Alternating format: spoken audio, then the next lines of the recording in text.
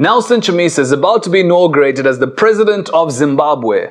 Well, at least the president of his supporters. The MDC is turning 19. When they hold their anniversary celebrations, Chamisa plans to inaugurate himself. He says he was cheated and he is the rightful president of the country. He says Mnangagwa is illegitimate. This is straight out of the Raila Odinga playbook. Why is he doing all of this? First, Chamisa is just trying to keep himself and the MDC in the news. Second, Chamisa knows that ZANU-PF sometimes overreacts. If they arrest him, then he wins more publicity and sympathy. Third, it's all about making himself more powerful inside the party. He's managed to make his supporters very radical. Doing this makes them even more radical. The more power he gets, the more his top guys are going to be scared of taking him on. There's a Congress next year.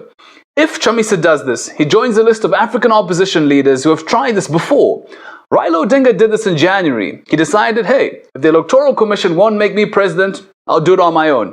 Odinga wasn't the first. In 2011, Etienne Tshisekedi of the DRC declared himself president. He had won just 32%, losing to Joseph Kabila. Some 24 people were killed on the protests after that election. Tshisekedi had even sent out invitations on the presidential letterheads. In Uganda, we had this guy, Kizza Besigye. After the 2016 elections, he said Museveni cheated, so he declared himself president. He had his own inauguration, he was arrested and then charged with treason. The MDC and Odinga have always been friends. They share the same struggles. So now, it looks like they even share the same tactics too. Even the same tacticians too. Kenyan math expert Edgar Otumba worked on the Odinga campaign. His work helped Odinga win that court case against Uhuru. Otumba was consulted by Chamisa's team for the court case against President Mnangagwa. In an interview with the Mail and Guardian, he was asked if Chamisa was using tactics from the Odinga playbook. He said this, "True, and they did it very well." Otumba says there's a lot of common between the Zimbabwean and Kenyan election systems. Then you had this guy, Silas Jakakimba. He was Odinga's assistant. He too was in Zimbabwe during the elections. So, Chamisa is using Odinga's tactics, but will he get the same results? This is what went down in Kenya. After the elections, there was a lot of violence. According to human rights groups, police shot and killed at least 50 protesters. Odinga declared himself president, but 2 months later, we saw this. Odinga and Kenyatta shaking hands. They call each other brother now. They're cool. When Theresa May was in Kenya in August, Odinga was also at State House. This is my good brother. Just last weekend, we saw Odinga officiating the Kenya and Ghana match in Nairobi. After all the violence, all those deaths, after that controversy with the inauguration, it looks like Odinga got himself a place at the table.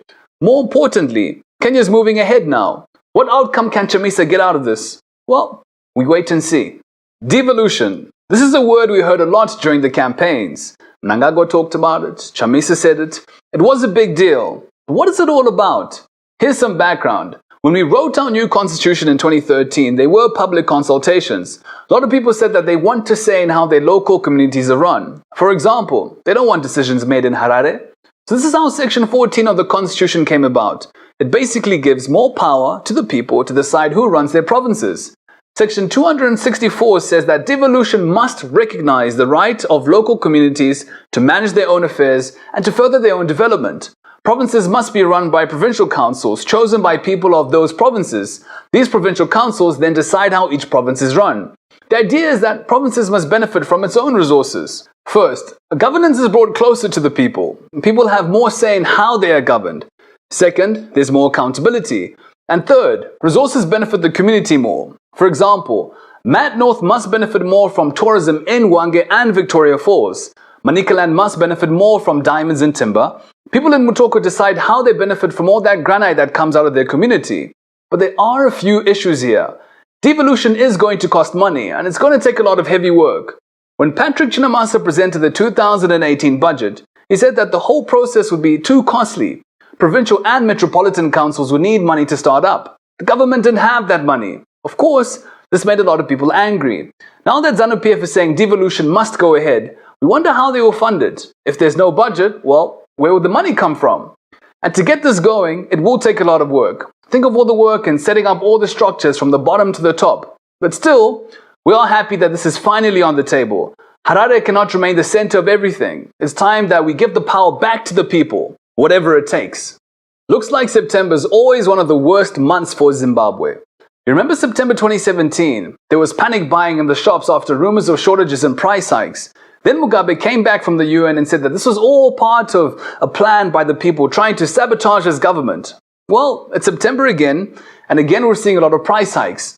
But why is this happening? Prices have been going up for a while now, and it's all down to two related issues. Number one, foreign currency shortages and the government printing too much money. Let's take a look at bread. Zimbabweans eat 950,000 loaves of bread per day. This needs at least 400,000 tons of wheat per year. Zim produced 180,000 tons this year. 80% of the tonnage delivered from farmers contracted under Command Agriculture.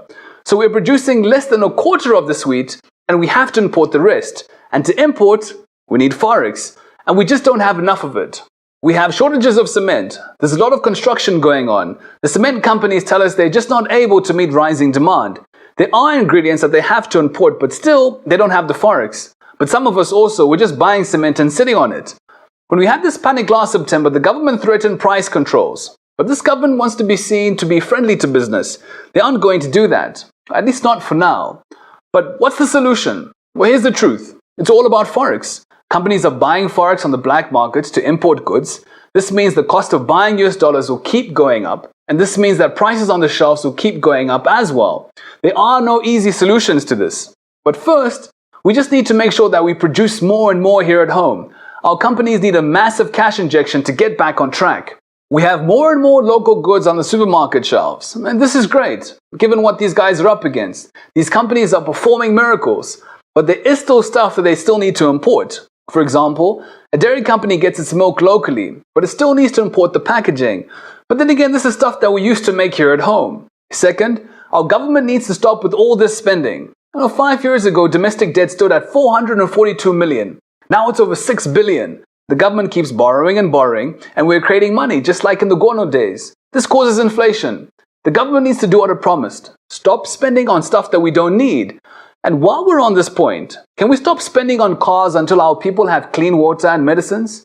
We can control inflation, we can grow our economy, but these things just don't happen on their own. They take actual work, they take tough decisions, and it's time we started doing that.